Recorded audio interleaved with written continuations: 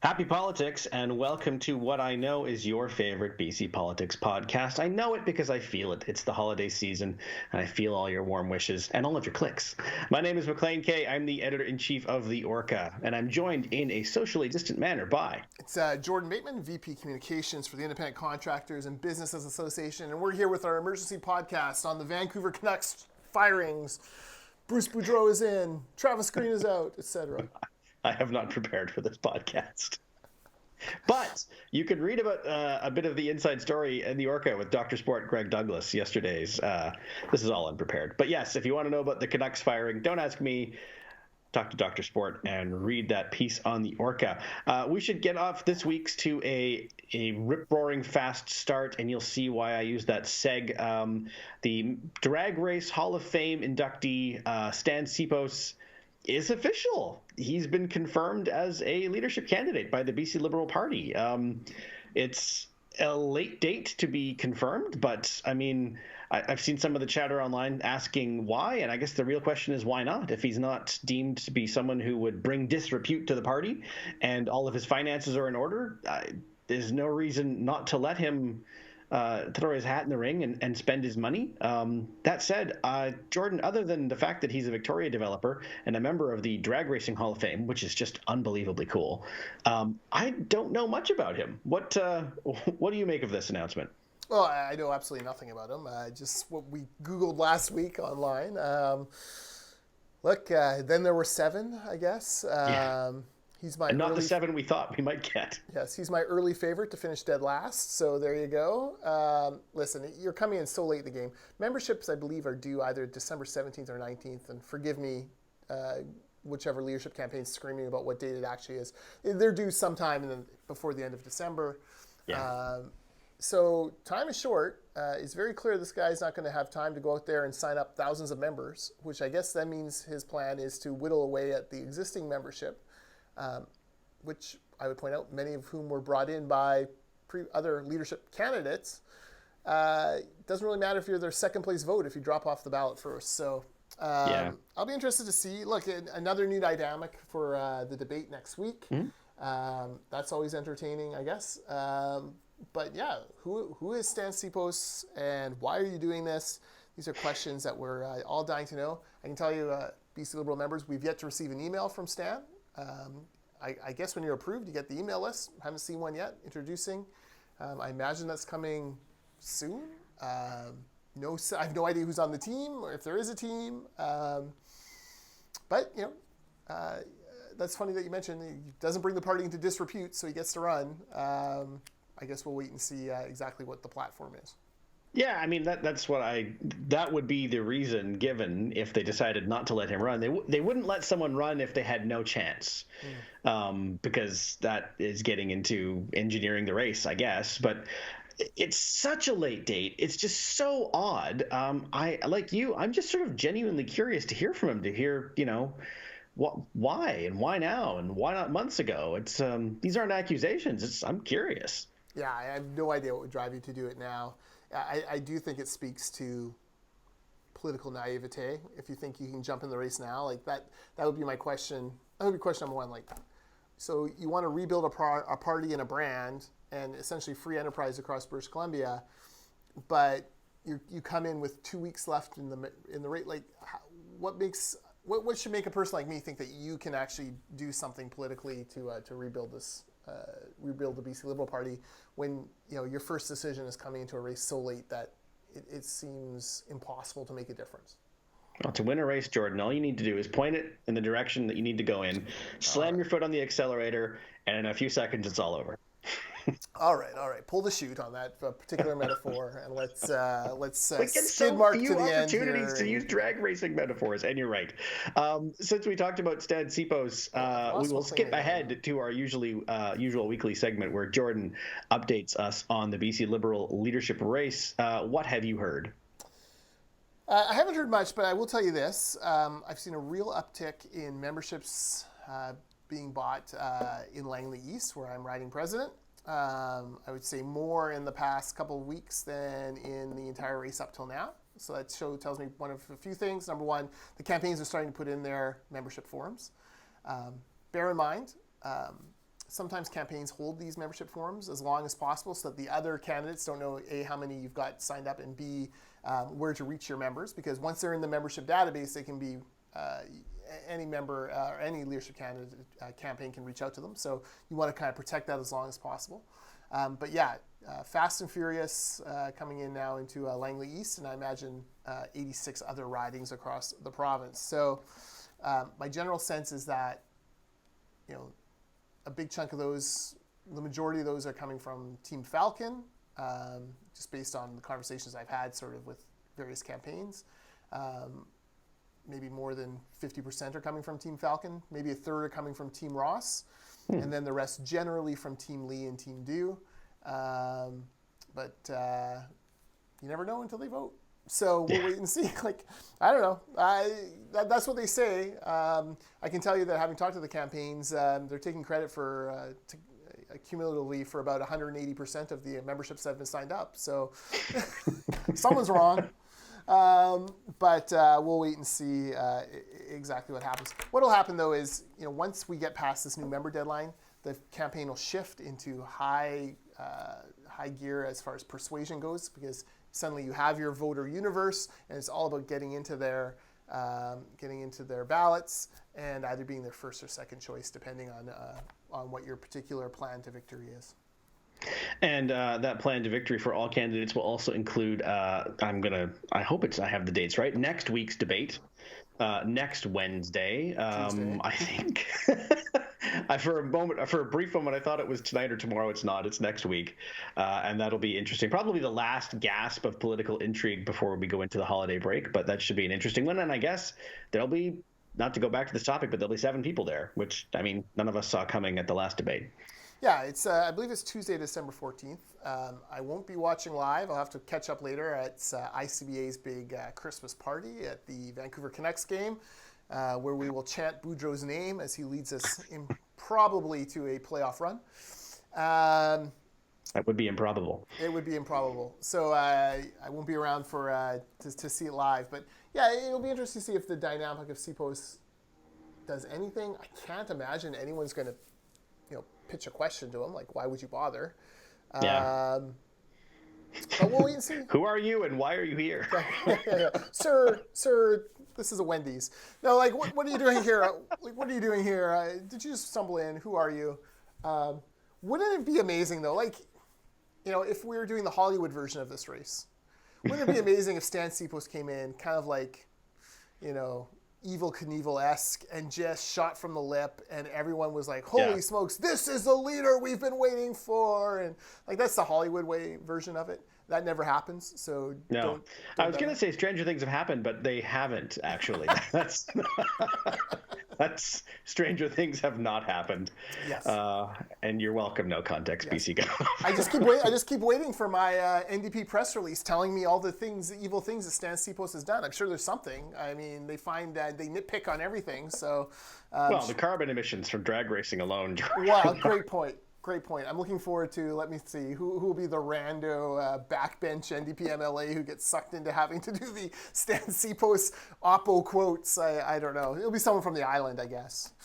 They haven't sent out a release about him that I've seen. Actually, that's a good point. I haven't thought about that, which is kind of intriguing. And again, if you're Stan Sipos, you must feel a little hurt, a little left out. Well, even Jeff Meggs can't muster up the excitement to go after Stan Sipos, I guess. It's now December 7th. The politics in government has slowed down to a crawl. We started by talking about the BC Liberal leadership race. There's a number of, that doesn't mean news in the province has stopped. We should talk a little bit about an issue that creeped up last week since we last spoke. It has to do with the floods. Mm-hmm. We'll start with the good news. The flood waters are receding. I posted something in the Fin this morning about how at Sumas Prairie, the waters have receded by 6 feet, which is taller than me, over the weekend. That's great news. What is not great news is what came out last week from the Fraser Valley Regional District, which is a large in area and small in population.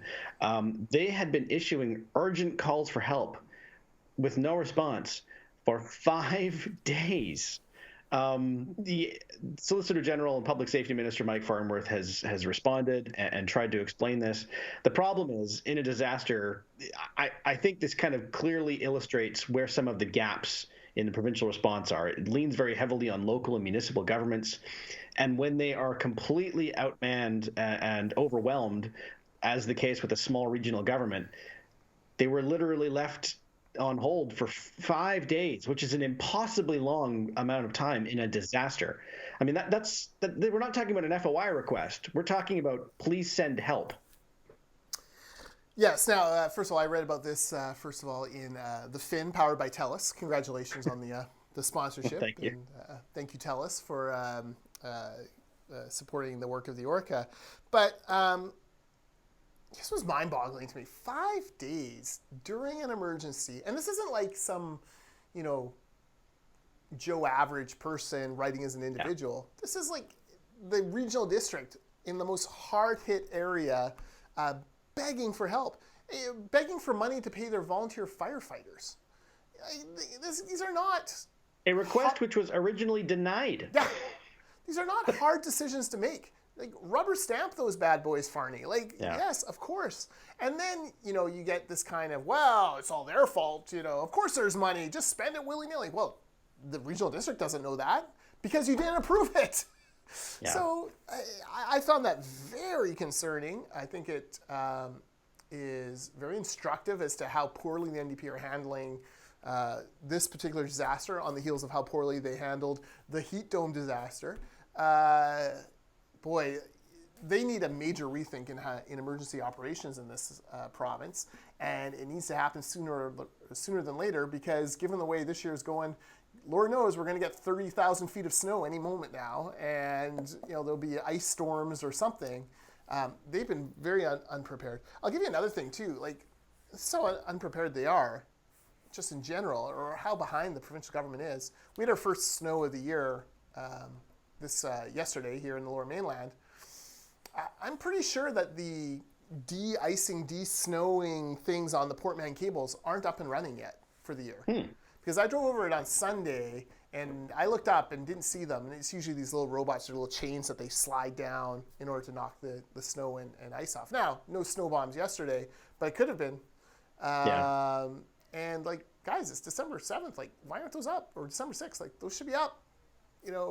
But again, yeah. I'm just when Santa Claus is in the mall, you got to have those running. Yeah, I'm just not sure that they're up to speed on these things. So, the LUM letter for the Fraser Regional District was very concerning. You wonder how many other things have fallen through the cracks. Yeah.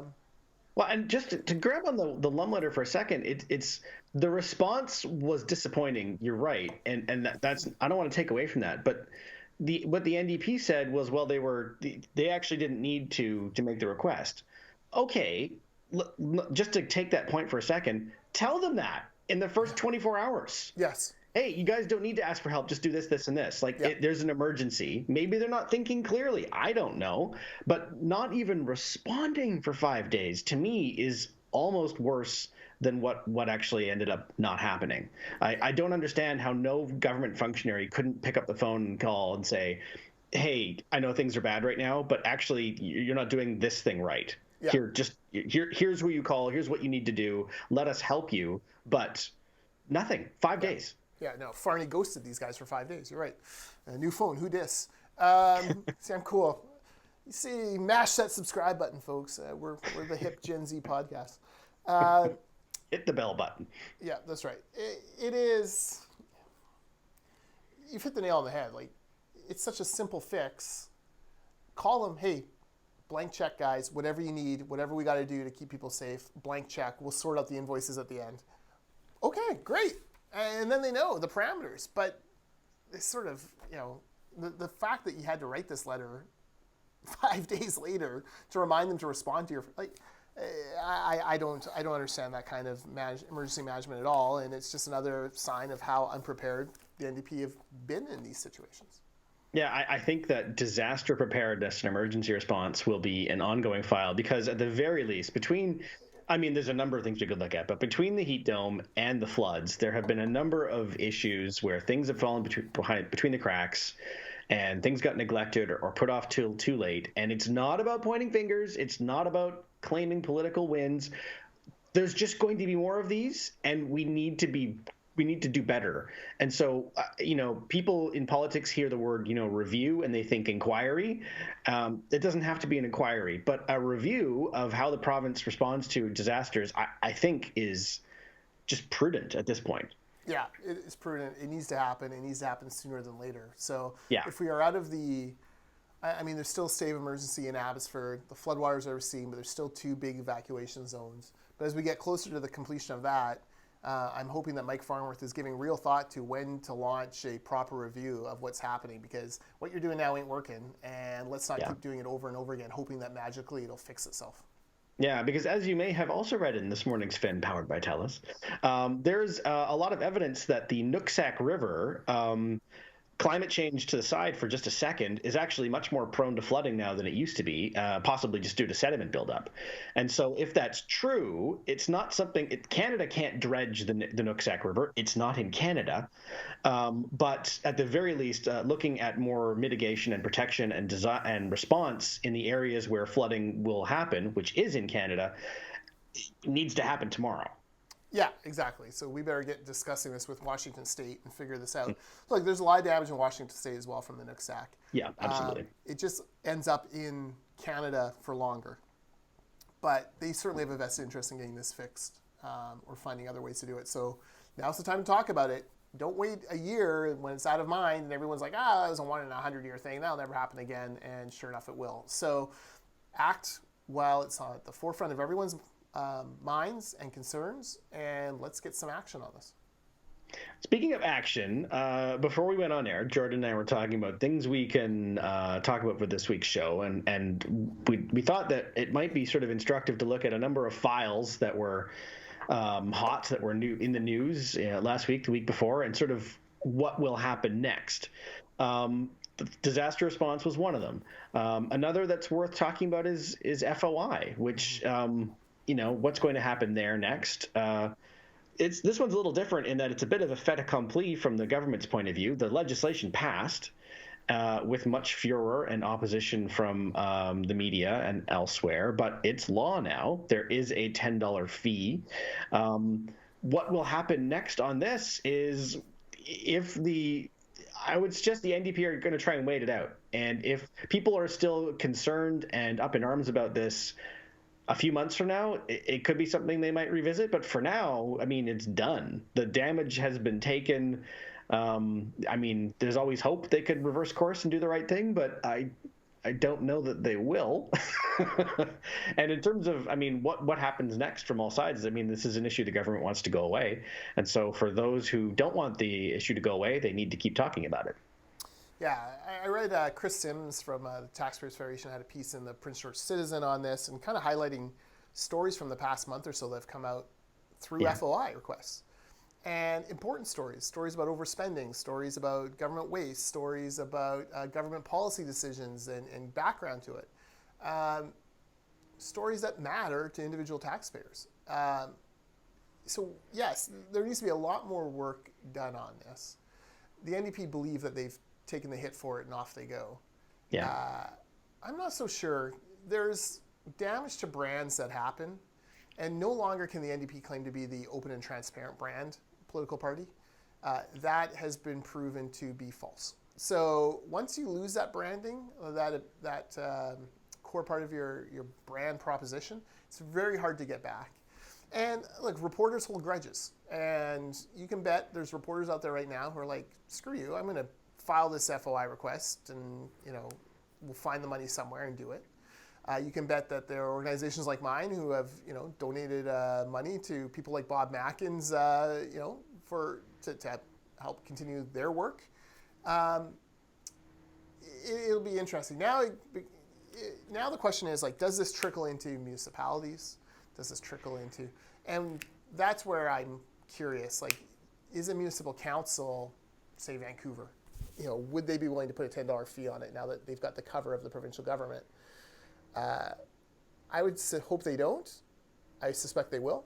And that, again, is a bit of a gatekeeper thing. But, if you're Murray Rankin, every time, you look into Vaughn Palmer's sad eyes, you'll know that you're being judged by Vaughn for being a total, utter, complete, blithering hypocrite on this file.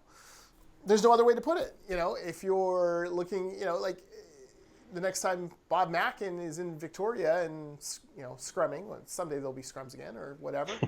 We can hope. You got to know that, he's not wrong in that you're trying to hide information. So yeah, you're also not wrong at all to bring up the fact that we haven't been scrumming, because part of the issue was, you bring up Murray Rankin, who helped with this legislation, the original FOI legislation in the 90s, and was an outspoken critic and a very articulate one in his role as an NDP MP in Ottawa about keeping freedom of information free. The fact that he was able to get by with, just a single interview with Shannon Waters of BC Today, who asked him some good questions, but it was just one outlet. There was no, running through the halls, dodging reporters saying, how the hell can you stand by and do this? There was just one interview. And so there have been a number of cases like this where it would have been more instructive, useful, and I would argue better for, democracy, for media to have direct access to the government and the politicians and asking the questions, putting their feet to the fire, as is our job. But with the pandemic, this has been impossible in some cases. There have been some ministers that have made themselves available once in a while through phone calls and Zoom, but it is just not the same. No. And it's a lack of access that is startling and corrosive to democracy. And again, goes back to the brand of, we don't really care about, openness and transparency. We care about our political agenda and we're going to ram it through however we see fit. It's the same thing with closure or, like stopping opposition MLAs mid-sentence in order to pass bills. You don't get to wear the we care about democratic process badge anymore if you're the NDP. The New Democratic Party, not very new, clearly not very democratic, sure ain't no party. So that will become more and more of their brand going forward. That's what happens to governments, right? You start to accumulate baggage. This one I feel like was completely of their own decision. Like, they went to the store, they picked it out, they bought it. Yeah. No one forced them to. Trying to solve a problem that no one else in British Columbia thought existed. But there they were, there they are doing it. So we'll see where FOI the goes opposite of disaster response, which is something that happened. Yeah. You're right, this was an action entirely of their own making. Look, and there are FOI requests going in now with $10 fees attached to them, and we'll get back, no responsive records. Those will be, the NDP will be shamed for that. There'll be ones that will go in and they'll come back so heavily redacted that they're worthless or useless. They'll get shamed for that. This won't go away. FOI requests are still going to happen, and every time they do, and reporters don't get the answers they want, they'll make an issue of it. It's going to bug them. It's going to be the pebble in their shoe on Twitter for a long time to come. Speaking of an issue that is not likely to go away despite legislation passing, autism supports, which on some days, and in fact I would argue many days, dominated question period and a lot of the political discussion. We've talked about this a number of times on the show before, but in terms of what will happen next, much like the FOI thing, this is not an issue that's going to go away for those it concerns most. Not just autism organizations, but families of somebody who is autistic. They were the most vocal that they are not happy about these changes. And so I just don't see this issue going away over Christmas in a way that even FOI might. This one, if anything, is probably going to get worse. Yeah, I agree. So I've started seeing some threads from parents with children with autism who've been in on briefings from the ministry about the changes. And they're not great. Like, these briefings leave a lot more questions than answers. They put public servants and non-elected officials, non-partisan appointees, into a very awkward position of having to defend government policy that is clearly political in nature and using political talking points to defend it. That's not cool. And, it all comes down to you're doing this flawed plan and there's no additional resources attached to it. How is this possible? Well, wait till budget. Well, one would think that, with people's children's lives and futures at stake, that you would actually have this, funded properly from the start. There's nothing stopping anyone from coming out with an announcement like, we're putting $50 million or $500 million or whatever into this. in order to increase resources. You don't have to wait for budget time to announce that. It just still feels like that clawback. It feels like families who have worked hard to build supports for their kids and to get the right supports in place are having the rug pulled out from under them. I feel for these families. Like, that would be a very frightening thing, because it's easy for the government to say, oh, trust us, we'll take care of everyone, kind of like no-fault insurance. Trust us, we care, we'll take care of your... But, when you're actually living it day to day, raising your kids, trying to make sure that they're in the best possible situation to succeed and giving them the tools they need in order to succeed in society, the last thing you want to do is trust anyone else with that. Yeah, and the tone from the government has been very paternalistic on this. It's been very, hey, we hear you that you're afraid of the monster under your bed, but we know best. And almost the shock, like, I can't believe you think that we would do something that would affect you badly. We're the, this is the government that cares. And it's, again, as you point out, when you've got families this is like one of the central facts of their entire existence, of course they're going to be animated and very alarmed if, the plans they have carefully crafted together to work best for them are being threatened. So, I mean, the response should not have caught them off guard. And I would have, if it was me advising them, counseled to them to, at the very least, hit the pause button and do some of that consultation that is always being touted. Yeah. Or do it, or if you're going to roll out this program, roll it out as an addition to what families have put in place. Don't take away supports from families. Yeah. Roll it as an addition, and win them Here's over. another option that might work for you or it might not. Yeah, win their trust. But that's not how. But you're right. It's paternalistic. It's a ideology that government always knows best, and that's concerning. I find it concerning too as we progress into more and more childcare programs. This idea that government always knows best for everyone, all the time, every time. I'm sorry, I just don't think that can be possible in a province of 5 million people for government to be able to best meet the needs and understand the situations of all these different families, whether you have kids who are autistic or kids who need childcare. So, it is such a very narrow view of the world. And again, we come back to there are very few parent groups as well organized and as good at self-advocating as families with children with autism, because they've had to be. And, they're not going anywhere. FOI, okay, maybe it's a pebble in the shoe on Twitter among the chattering classes. We all know a family with a kid with autism. We all know families who have sacrificed and are working hard to make sure that child has an incredible future. And we're all sympathetic to that. Mm-hmm. I think, unless you're really some kind of monster, you're sympathetic and empathetic to what these families are trying to do.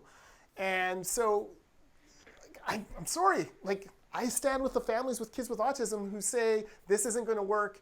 You guys are, going to hurt my kid long term, and I'm very worried about it. I'm going to stand with those folks every time, because they're the ones who are actually on the front line. They're the ones who are the most invested in this. Yeah, and at the very least, hear them out. There's been no apparent just listening and hey, that's okay. You raised some good points. It's no. You've nothing to fear. There's no monster under your bed. Yeah, exactly. And it's frightening times for a lot of families in British Columbia. And Missy Dean needs to do more to assuage that. And I would say, slow the process down. You have a majority government. I don't know why this had to come out so fast. Take a couple of years to earn these families' trust, to put the plan in place, to make sure the resources are in place before you turn the key on them. Yeah, I couldn't agree more. There was one other file. I'm going to go ahead and admit this publicly. There was one other file that we talking about, and forestry. Forestry. Thank you very much. Well, this is it's funny that I would forget it, because Rob Shaw wrote a great piece on this earlier this week or over the weekend for Orca, and that was that the 30-day deadline given to BC's 206, I think, Indigenous organizations to absorb, respond to, internally consult, and then formally respond to government about the new forestry plan, which is a dramatic overhaul of how an entire industry is conducted in this province. They gave them 30 days to do that after taking 18 months to come up with the plan. It was never a realistic timeline, ever, in the best of times. And Jordan, as you know, the last 30 days in much of the province have not been the best of times. And so the government quietly announced that the deadline would be extended. They blamed the floods.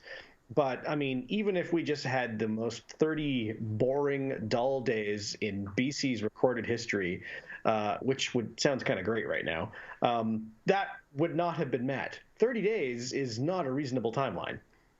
No, 30 days was ridiculous from the start, especially in the environment of the United Nations Declaration of the Rights of Indigenous People, which is legislation passed unanimously in the House to deal with issues like this. They worked on it for 18 months, but didn't bother to talk to an Indigenous person about it. Didn't bother to talk to Indigenous leaders. And then basically said, all right, 30 days, give us your decisions. Again, failing to realize that Indigenous governments don't always have set sitting days, right? Like, you know, often they're over large geographical areas and they have to come together, and like things just progress slowly for some of these groups because they have, you know, several houses or clans or groups that are represented, and all of them have to come together. And then you have, you know, the elected and the hereditary, like we've seen this over and over again in oil and gas. This should not come as a surprise to the NDP government that they probably are going to need more than 30 days to do it. We've already seen a sawmill close, one that I guess created, or paper mill close, one that once published one of every 25 newspapers in the world, like unbelievable. Which is amazing. Which is an unbelievable stat. We're going to see a dozen more close soon. And the funny thing is now we have a few of the Indigenous groups did work really hard to meet the deadline. Mm-hmm. And guess what? They're exercising their right to cut down trees, which more and more this whole forestry policy seems like just a way for the NDP government to put ads on television and ads on the radio claiming about what great stewards they are of BC's forests and old growth. And it seems like it's more of a public relations campaign against what's going on in Fairy Creek in the Premier's own riding than it is an actual plan that includes Indigenous people and their rights and their expectations, and the thousands and thousands and thousands of British Columbians forestry families who rely on income from the forestry industry. But it makes a nice TV ad where you can have sunshine floating through trees and kind of mystical elements to it. I don't like it. I think it's unfair to the industry. I think it's unfair to the families. I think it's very unfair to the Indigenous governments and people who are involved. But again, like, what do we expect from this government? This has kind of become their MO. Announce these things and then are shocked that, oh, what do you mean you don't feel consulted? Well, you didn't consult anyone. Yeah. Two things I want to say to that. And the first is that Indigenous, or having worked with a lot of them, Indigenous organizations in BC are a lot like municipal governments in that there's no one size fits all. We talked off the top about the Fraser Valley Regional District, which is a municipal government in the same way that the city of Vancouver is. But Mayor Kennedy Stewart has a lot more resources at his fingertips than does the Fraser Valley Regional District, as we saw during the floods. Indigenous organizations are much the same. Some are very well organized and have a lot of resources and can respond quickly, and others just can't. And again, that's no different than municipal governments. The second is, one of the groups that did respond was and I'm going to pronounce it wrong, the Hoyat. Mm-hmm. Thank you.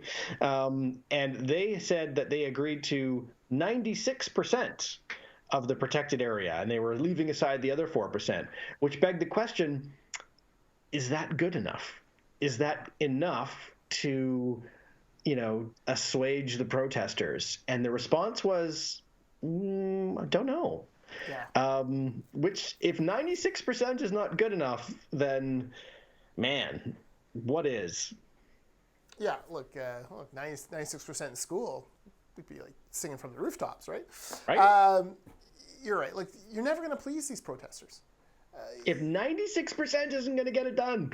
Yeah, you're never going to please them. And that's the problem. They are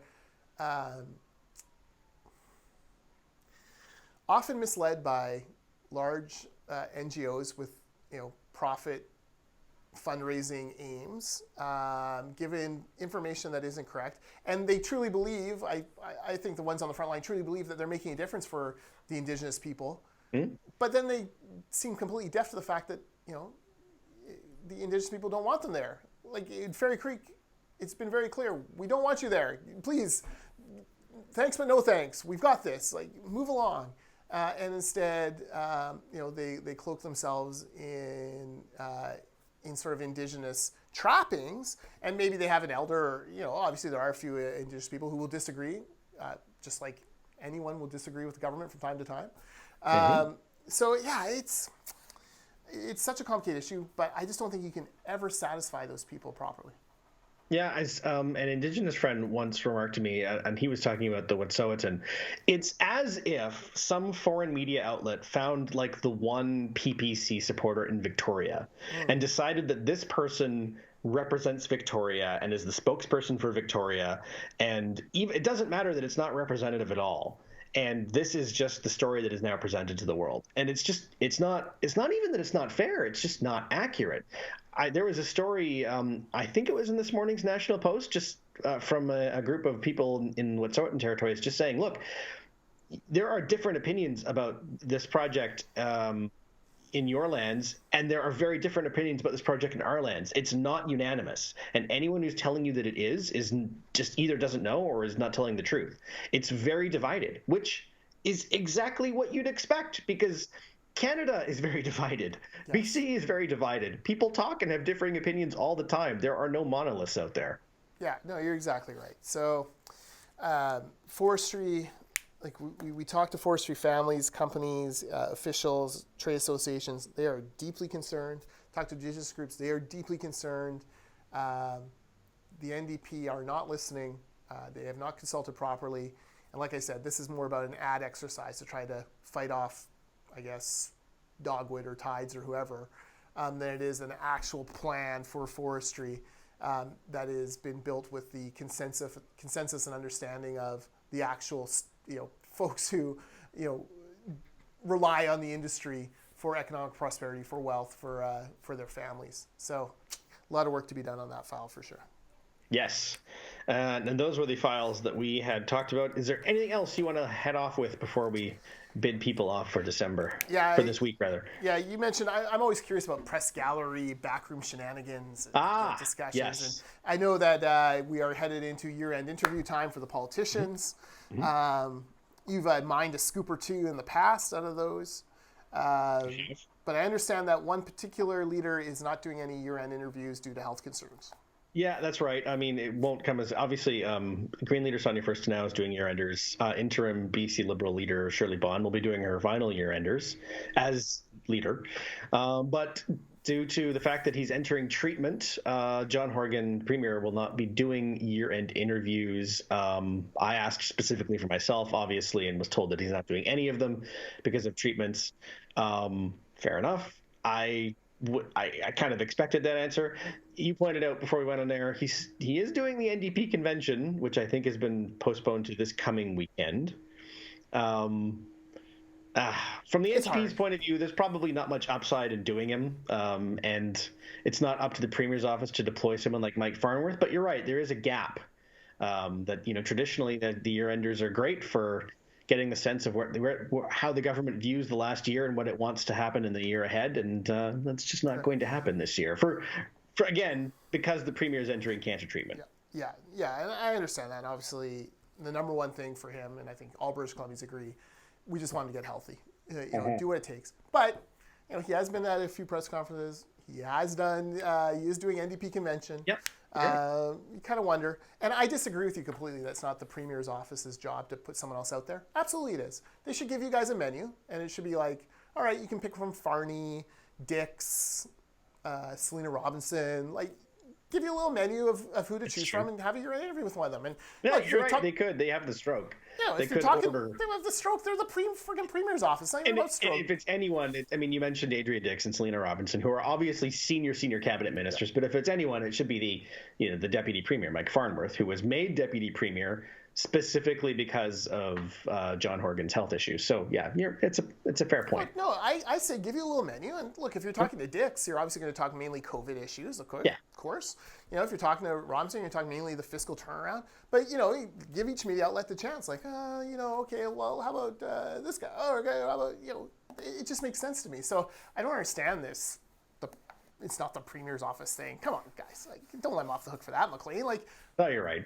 give I bet them it's a not menu. specifically Give them their a job, menu but of they cabinet absolutely ministers. could if they wanted to, but they don't want to. Yes. Well, and that is a completely different thing. And again, I think fits into this whole idea that they ain't as open and as transparent as they used to claim they were in opposition. And it just makes people like Rob Shaw sad and cynical to see people promise one thing in opposition and then do another thing in government. And I can feel his pain when I read his stories, linked to in the Fin powered by TELUS. Every week, I can feel the pain as he realizes again that what opposition promises, government often fails to deliver. I can't argue with any of that. Until Make next Rob week. Shaw happy. Give him Adrian Dix. That's anyone that makes Rob sad is upsets me as well. Until next time, he's Jordan Bateman. I'm Maclean K. Happy politics.